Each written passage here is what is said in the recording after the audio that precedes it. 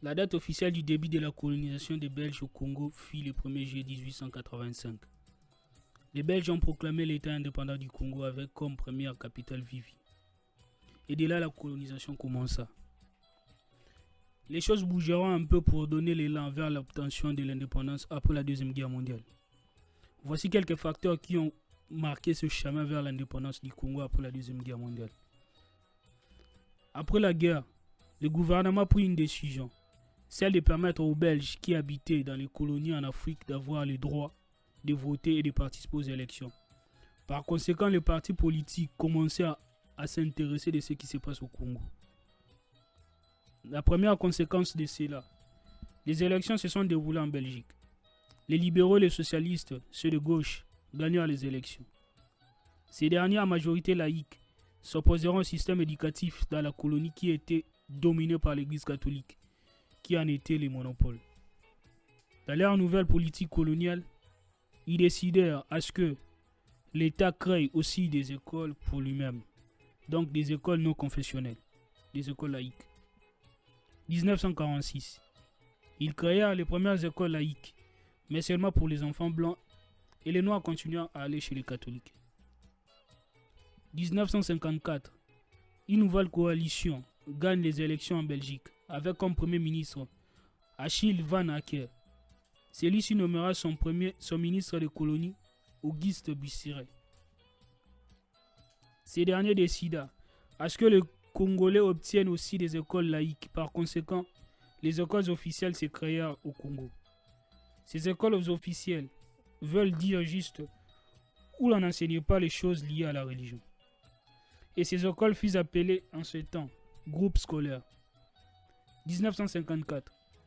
Les premiers groupes scolaires est fondé à Léopoldville, à Louloabourg, à Stanleyville et à Elisabethville. Cette forme d'ouverture de la politique belge au Congo suscitera un éveil d'esprit chez les Congolais. Ils découvrirent que la Belgique était un pays où il y avait des Wallons et des Flamands, des catholiques, des athées, communistes, donc une divergence entre la population. Et cette différence entre les Belges commença à fragiliser aussi les Belges.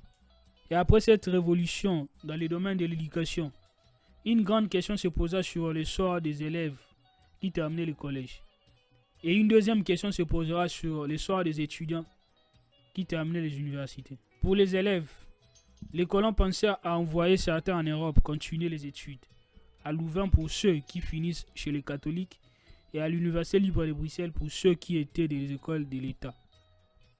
Les catholiques décidèrent de créer une université au Congo et ils créèrent une forme de petite université de Louvain qui se nomme au latin Louvanium. Et par là, l'université de Louvanium s'est créée en 1955. Aujourd'hui, Unikin, l'université de Kinshasa. Et deuxième problème se posa. Que ferons-nous des étudiants qui finiront? Suite à cette demande, en janvier 1956, un professeur belge appelé Van Bulsen écrivit un livre en proposant les plans des 30 ans. Il dira que son programme est pour préparer les Congolais à l'indépendance. Donc, il proposera en 1985 comme année de l'indépendance. Van Bulsen dit qu'il faut former l'élite qui dirigera le pays pour après 30 ans. Autre point clé de son plan,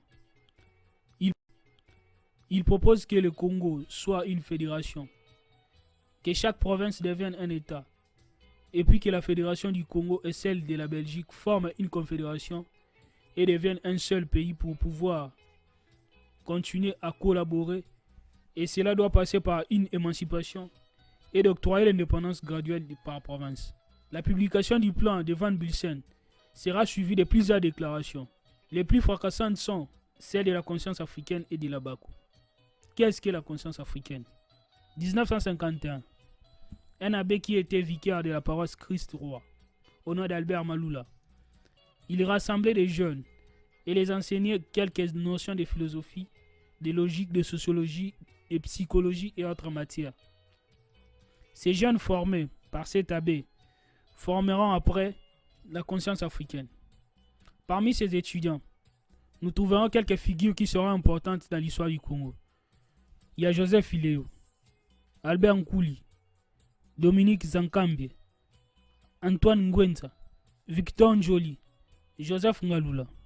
1956, cette association prit connaissance des déclarations de Van Bulsen et ces derniers à leur tour, à travers leur journal bimensuel, feront une déclaration avec numéro spécial de ce journal titré Manifeste, ce qui dans l'histoire restera par les noms Manifeste Conscience Africaine. Quelques points clés de cette manifeste. Ils diront: nous sommes d'accord avec ce que dit Van Bulsen de préparer l'indépendance du pays, mais nous demandons à ce que les Congolais soient associés à la préparation de ces plans pour notre indépendance. Ils demanderont aussi les élections. Ils demanderont aussi la hausse du salaire des travailleurs. Et à la fin de leur manifeste, ils feront 2 appels. Le premier, adressé aux Européens en disant même: si on obtient l'indépendance, tout blanc qui voudra être Congolais pourra le devenir. Et le deuxième appel, c'est adressé aux Congolais de créer un mouvement national populaire où tous les Congolais de toutes tendances se mettront ensemble pour combattre pour l'indépendance. Ce manifeste a été publié 10 000 exemplaires et fera un grand impact. Ce manifeste a pu publié le 30 juin 1956. Le 29 juin 1956, l'Assemblée des évêques du Congo, Rwanda, Burundi, tous blancs, qui étaient au nombre de 37, se sont rencontrés et feront à leur tour une déclaration dans laquelle ils disent: tous les habitants du pays ont le même droit. Ils ont aussi le droit de participer à la gestion de leur pays et ils ont condamné le racisme. Du côté de la Belgique, ils traitèrent les prêtres de traîtres. Les prêtres, en novembre 1956, ils passèrent à la première action. Il y aura comme premier évêque congolais. En juillet 1959, le deuxième évêque Congolo. Septembre 1959, troisième évêque qui sera Joseph Malula. De l'autre côté, une association créée en 1952, appelée Alliance des Bakongo, en sigle Bako, créée par Nzenza Landou.